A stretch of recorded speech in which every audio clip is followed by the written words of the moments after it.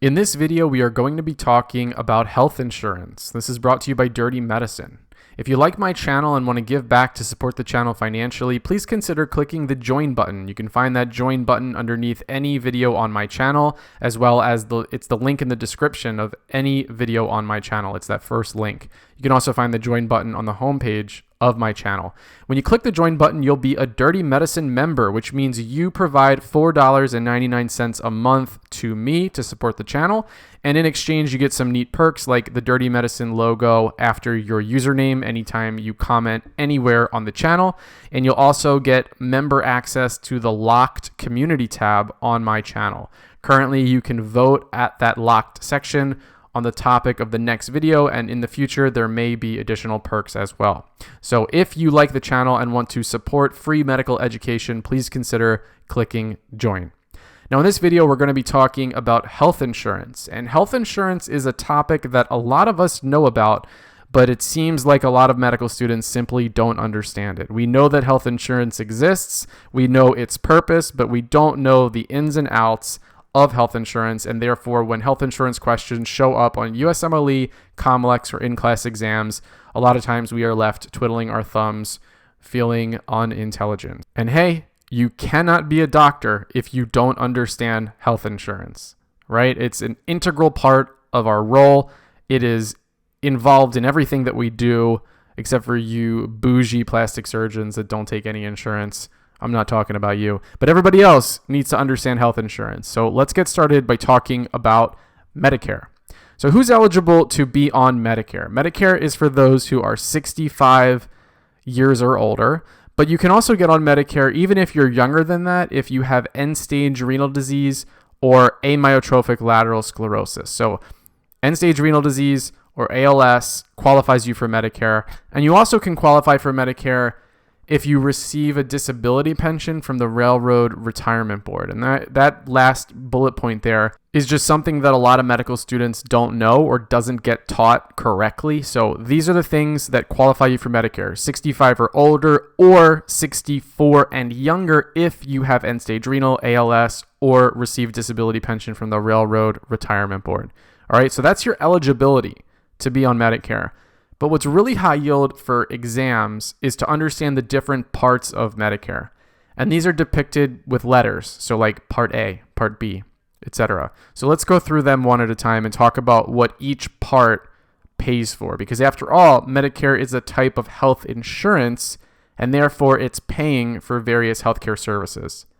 So the first part of Medicare is Part A. Part A is insurance for hospital stays, skilled nursing facilities, hospice, and some, if not most, home healthcare services. In other words, the way to remember this is that Medicare Part A is the inpatient level of care. So just remember the A in inpatient for Medicare Part A. Inpatient, inpatient. So inpatient hospitalization, inpatient skilled nursing, inpatient hospice, and technically home healthcare. Some people could argue that that's inpatient as well. Part A pays for inpatient levels of care. Medicare Part B, this is your typical insurance. Like what you think of when you think of health insurance, that's what Medicare Part B pays for. So we're talking about things like outpatient visits with a primary care physician or a specialist, ordering medical supplies, all types of preventative care, blood work, and ambulance transportation. This is all paid for by Medicare Part B. So Medicare Part B pays for the basic stuff. That's how you remember this. The next part is Medicare Part C, and you might see this referred to as Medicare Advantage.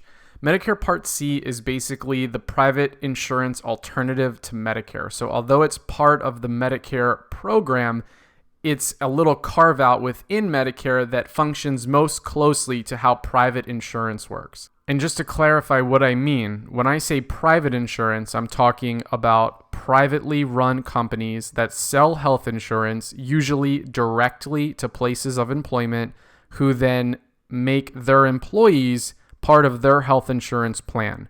That's a private health insurance. But a public program like Medicare, and what we'll talk about in a little bit, Medicaid, those are federal and state-run programs that are sponsored by tax dollars. So for Medicare Part C, although it is part of the federal public program of Medicare, it is most similar to how private insurance works. Now, there's not a whole lot you need to know about Medicare Part C for the purposes of USMLE, COMLEX, or in-class exams, but just know that it's known as Medicare Advantage, that it's similar to how private insurance functions, and that essentially, if you think about what it is composed of, it's Medicare Part A plus Medicare Part B, and then usually plus Part D, which we'll talk about in just a second. So the way to remember Medicare Part C is that Medicare Part C is private company care. And just remember the letter C in company and care to help you remember that Medicare Part C functions most similarly to private insurance, so private company care. Now, lastly, let's talk about Medicare Part D. Medicare Part D covers prescription drug medications, and these drugs are usually on an allowable formulary, which means, unfortunately, for some patients, if they're used to taking one medication or one drug in the past, and then that medication is no longer allowable under Medicare's formulary, usually if those patients want to be able to get those medications covered by their Medicare insurance, they do unfortunately need to switch. But what you need to know for USMLE or COMLEX, or perhaps even in-class exams, is that Medicare Part D is drug coverage, which is really easy to remember because it's Part D, D for drugs. So for your studying pleasure, here are the 4 parts of Medicare. We've got Part A, Part B, Part C, Part D. Remember the components of each of them. A for inpatient. So that's going to be inpatient hospitalization, skilled nursing facilities, hospice care, and home health care.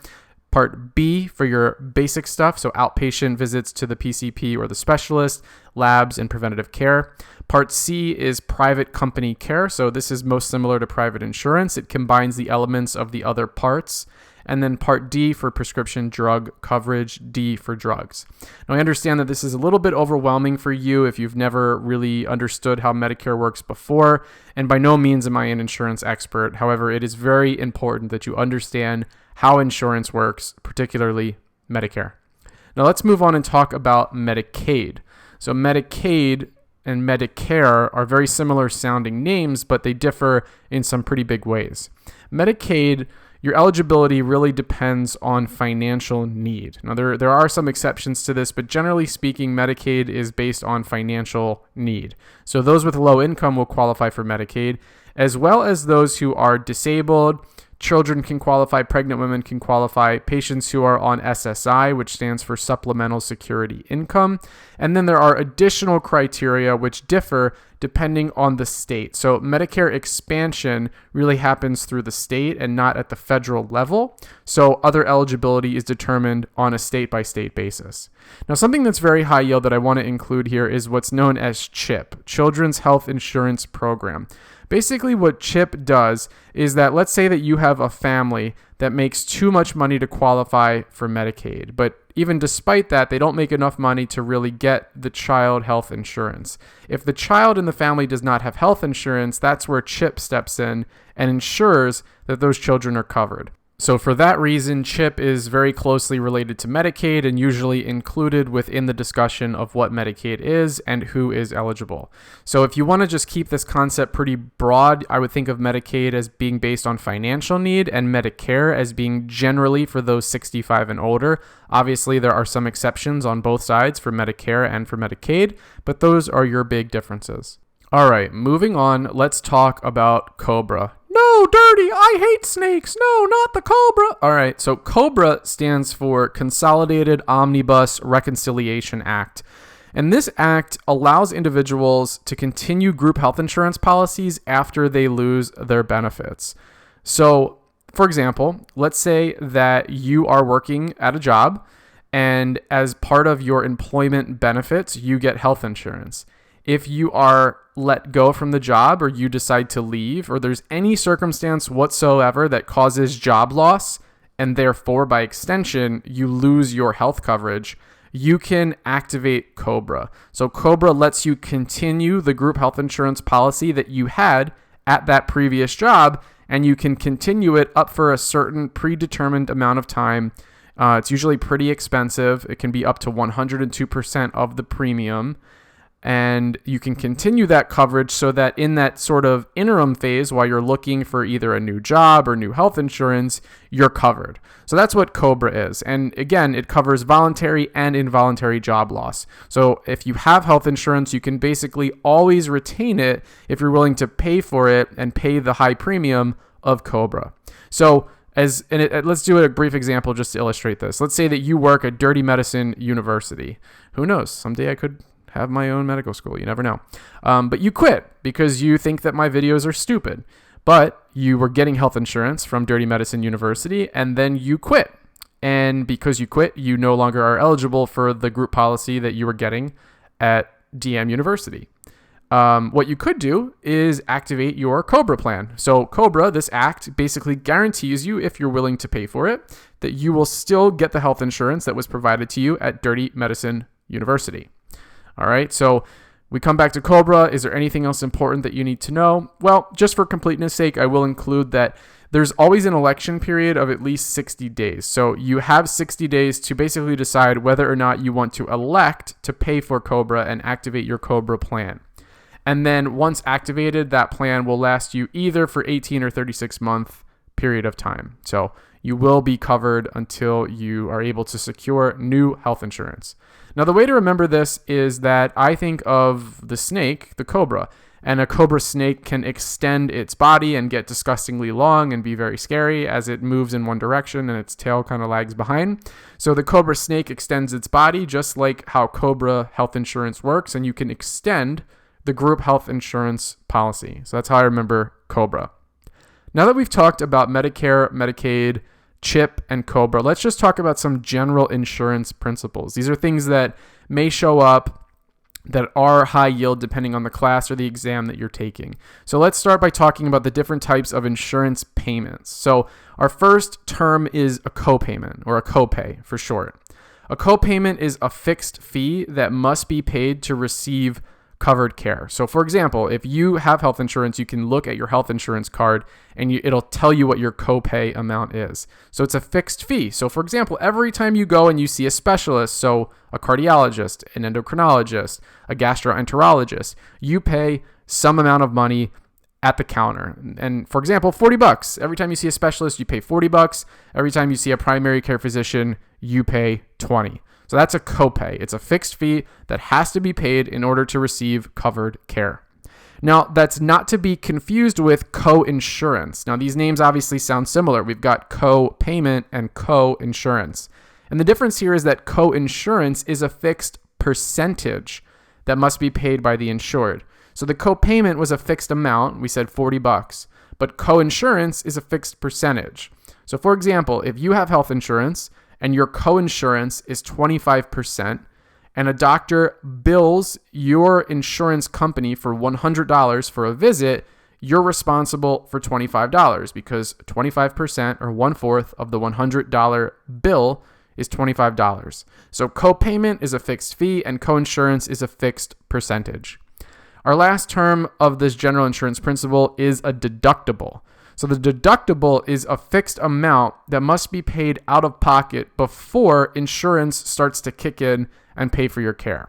So for example, if you have a deductible of $4,000, but you haven't met it yet, meaning you haven't yet paid $4,000 out of your own pocket, and your doctor bills you for $265. So literally you go to the doctor's office, you have something done, and then you get a bill in the mail or online, and it's $265. You're responsible for paying all of that $265 because you haven't yet met your out-of-pocket deductible, right? That's $4,000. So you're basically paying $265 this time, and then maybe you go back to the doctor for your next appointment, and you have to pay $265 again, and then maybe you see a different doctor and you pay $100 over there. Basically, every time you pay those bills, they're all adding up, and you have to pay at least a total combined from all of those bills of your deductible, which in this case is $4,000, before your insurance will kick in and start to cover your services. So in this example, you've initially paid $265 out of $4,000 toward your deductible. And deductibles exist on an individual level, so like you personally, but if you have a health insurance plan and you've got family members on your plan as well, there's also a family deductible. So the bottom line here is that the deductible is the amount that must be paid out of pocket before insurance pays for your care. Sounds pretty evil when we talk about it like this, but that's how deductibles work. So these are your different types of insurance principles. We're talking about copays, coinsurances, and deductibles. Now let's talk about the different types of insurance plans. So when we talk about insurance plans, really the four you want to know are what you see in this table. I'm going to put it in a table for your studying pleasure.